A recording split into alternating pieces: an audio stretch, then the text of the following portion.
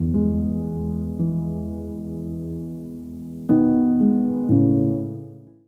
lucid dreaming is an amazing enterprise where you have this magical moment in your dreams when you realize that you're actually dreaming. It's a somewhat rare event, truly revelatory when you have it. But for many people, it's not so easy. So much is promised with lucid dreaming, but really, in many instances, so much is delivered.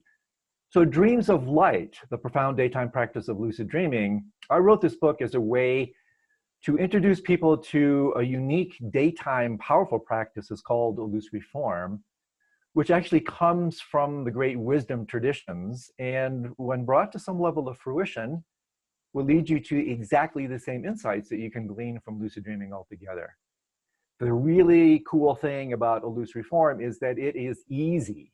Anybody can practice illusory form. So if you're interested and fascinated by things like lucid dreaming, but you struggle with it, the practice of illusory form is for you. And here's why. It has a really unique relationship to lucid dreaming. It's kind of a two-for practice. You're really getting two for the price of one. On one level, the practice of illusory form, it's the best preparatory practice for lucid dreaming. The more you practice illusory form, the more lucid dreams you're going to have. And secondly, and this is often a surprise for people, illusory form is actually the fruition of lucid dreaming. It leads you to see the world in a dreamlike way. In many wisdom traditions, interestingly enough, the practice of illusory form is actually the main practice. And lucid dreaming is secondary. Lucid dreaming is actually designed to kind of support the practice of illusory form. But the really important point is the fruition of both practices, lucid dreaming and the practice of illusory form, is lucid living. It's how to take these insights and apply them very practically to everything you do in your everyday waking life. So here's the really good news. Even if you never ever have a single lucid dream, which is super unlikely once you kind of get the hang of the practice of illusory form, the daytime practice of illusory form is a standalone practice. In other words, just by itself, it leads to remarkable benefits. And so here's just one of these many fruits. So I want you to contemplate this for a second. Have you ever really thought about why you suffer? For example, if you're really anxious about something, why is that?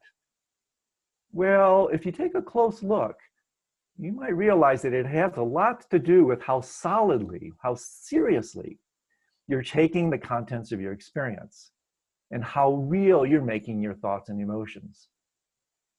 So solidifying things in this way, which is what we usually tend to do, is a kind of heavy and therefore burdensome relationship to our experience. It kind of an endarkened as opposed to enlightened view. And so what, in fact, the practice of illusory form does, it indeed helps you to lighten up, to see things in a more open and playful way.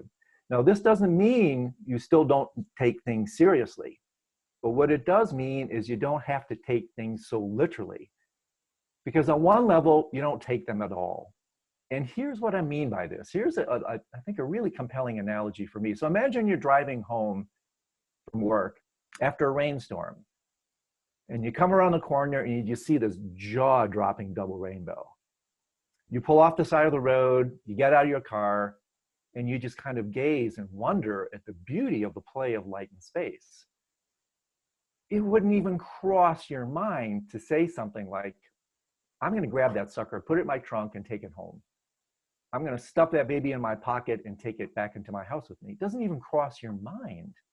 You're just there to celebrate the play of light and space, luminosity and emptiness.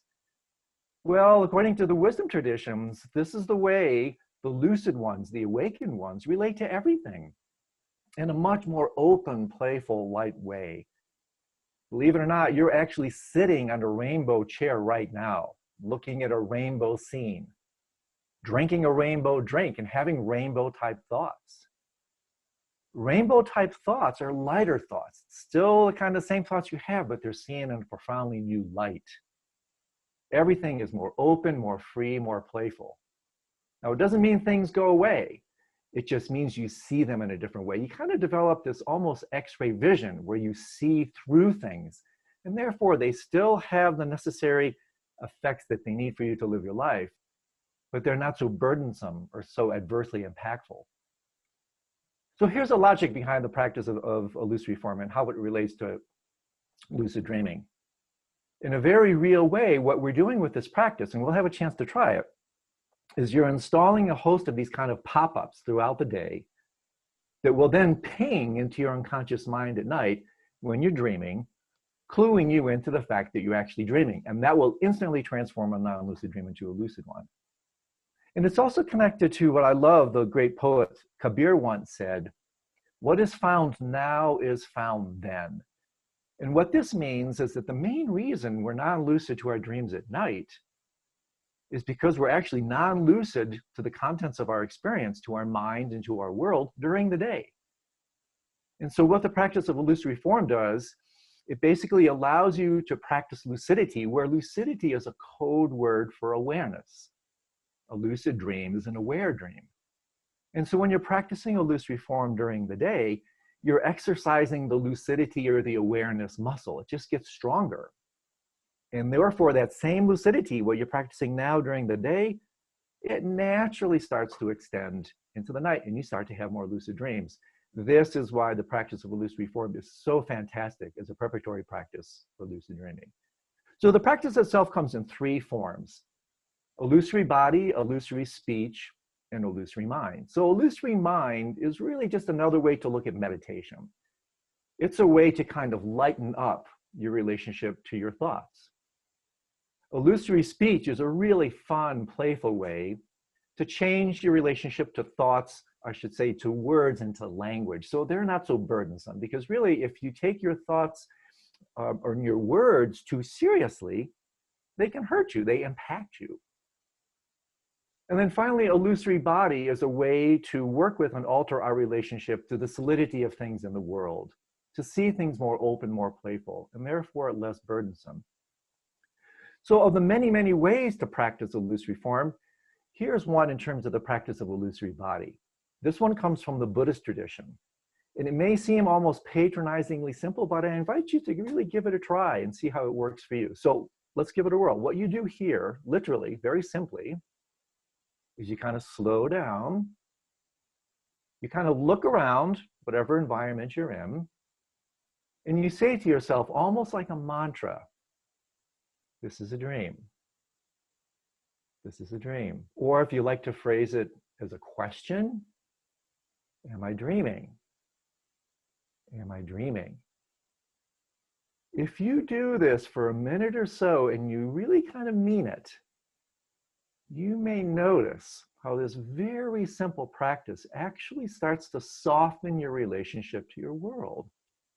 This is because, according to many wisdom traditions, the world is illusory by nature. It is dreamlike by nature.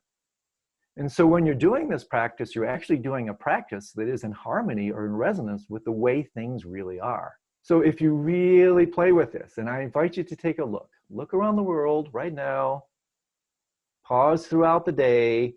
This is a dream. This is a dream. Notice how it changes things. And of course, there you are. You're installing those pop-ups.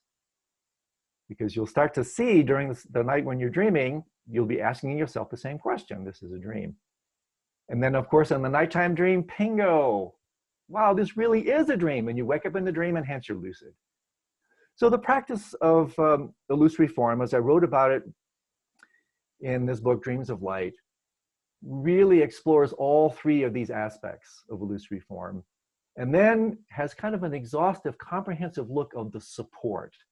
This doesn't just come from the great wisdom traditions. This has a tremendous amount of support now from modern psychology, from philosophy, from neuroscience, and even physics, that the world, when it's seen as it is, in fact, is illusory by nature. So Dreams of Light, the profound daytime practice of lucid dreaming, is a full spectrum romp through Eastern spirituality and Western science that can radically alter the way you relate to everything and enlightening your view of yourself in the world. I hope you join me in reading this book.